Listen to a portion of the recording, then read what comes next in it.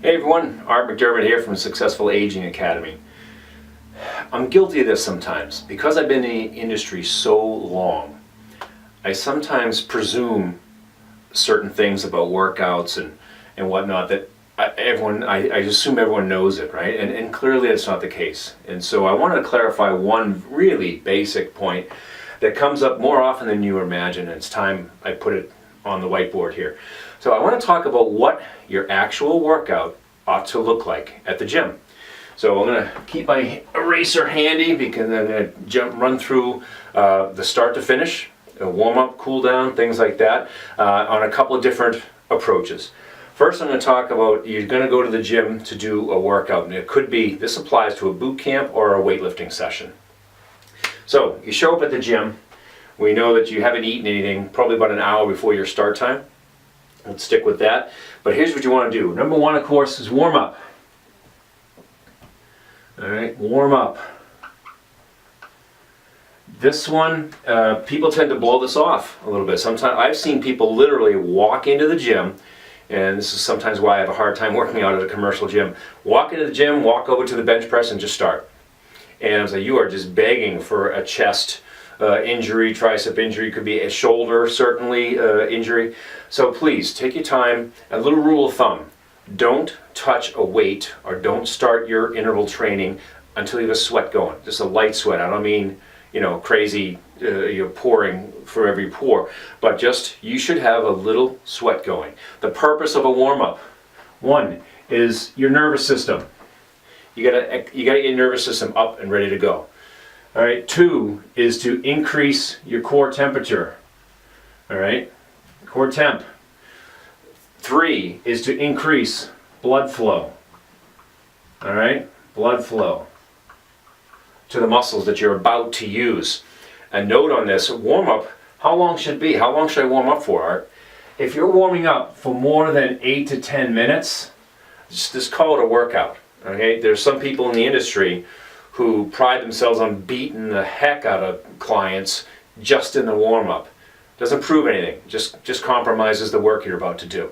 So what you need to do is just meet some of these criteria, excite your nervous system, get your core temperature up, all right, increase your blood flow, all right, and then you're going to increase the range of motion for those muscles you're about to use. That is, if I'm going in and I'm strictly doing, an example is this morning, I happen to have, it's Friday morning as I film this, happen to have my arm day on Friday morning. I'm not going to spend 20 minutes warming up my quads and hamstrings and the upper fiber of my gluteus nothingness, okay? I'm not going to spend all day doing that because I'm not going to use that muscle. I'm going to warm up my upper body so I get a little sweat going, I do these things, and I get to work. So these 20-minute, 30-minute warm-ups are frankly a waste of time and energy, and you have too much time. Your time is too valuable, I should say, for that to happen. So once we've met these criteria, we're ready to go. All right? You should be able to do this in about 8 to 10 minutes at a maximum. If you're going beyond that, again, you're probably compromising your workout to follow, and it's not the best use of your time. So warm-up, number one. Number two is you're going to go right into the workout itself. This is the workout proper. Now, if I'm doing interval training, I'm targeting a minimum of 20 minutes. Ideally, I can go to 36 minutes. I like that number. All right? If you can do, this is interval. All right? And then weights. If I'm doing interval training for longer than 36 minutes, probably not working that hard for those 36 minutes. You shouldn't be able to continue a properly done, it's called HIIT, right? High intensity interval training. It's called high intensity for a reason. It's going to get better results. If you can go beyond 36 minutes, in my opinion, you probably weren't going that hard for those 36 minutes, to reiterate. Strength training with weights, I've seen these people, bodybuilders and whatnot, they're in the gym for 2 hours at a time. If I'm in the gym for longer than 45, 50 minutes of weightlifting, first of all, you probably weren't lifting that hard. And second of all, after an hour or so, your body's starting to go down. It's a decline. I got this information from famous strength coach Charles Poliquin, who did some research and found that the testosterone levels, which is going to be really dictate a lot of the quality of workout, start to fall after 1 hour or less of strength training. So the quality of work after that 45-minute, 50-minute time frame is questionable. All right, so keep this in mind. If you're doing interval training or weight training, here's your time limits. Right, the cool down, number 3 at the end. Do your flexibility work. All right, do your flexibility work at the end. Why? Because number 1, you got to keep what you got, especially in our age group. If this is addressing 45 to 65-year-olds, are you going to greatly increase your flexibility in life? No. No, that ship has sailed, but you got to keep what you got. All right. So it's very important to stretch, particularly the muscles that you just use. It actually will decrease the recovery time. All right. You want to get those muscles long and loose again, and it's simply, and you're going to find that you feel better after doing a brief stretching session. So, how long? Just match your warm up.